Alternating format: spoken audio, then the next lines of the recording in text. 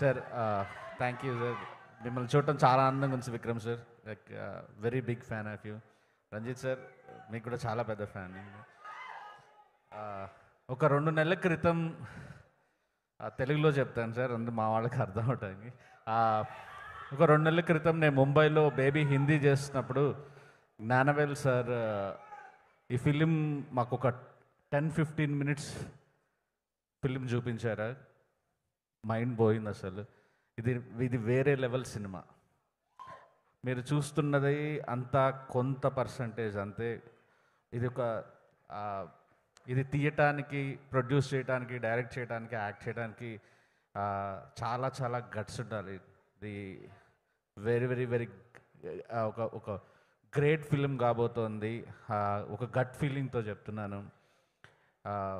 Gnanavel sir ఆ రోజు నేను చూసిన దగ్గర నుంచి లైక్ మీరు ఎలా చేస్తారు ఇంత పెద్ద పెద్ద ప్రాజెక్ట్స్.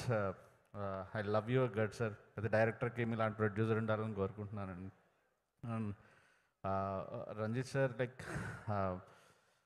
చాలా చాలా ఇష్టం మీరంటే. లైక్ ఒక డైరెక్టర్కి సోషల్ రెస్పాన్సిబిలిటీ ఉండాలి అని నమ్మి తీసే ఒక డైరెక్టర్స్లో మీరు ఒకరు.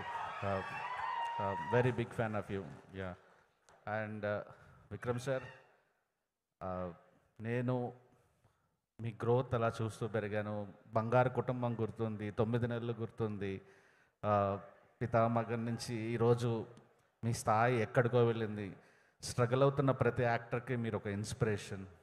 అండ్ మొన్న మేము బేబీ హిందీలో ఆనంద్ దేవరకొండ చేసిన క్యారెక్టర్ ఆ యాక్టర్కి కూర్చోబెట్టి ఐ సినిమాలో మీరు ఎంత కష్టపడ్డారు అని చెప్పి వాళ్ళకి ఒక వీడియో అదంతా చూపించి I want that kind of transformation అని చెప్పాను సార్.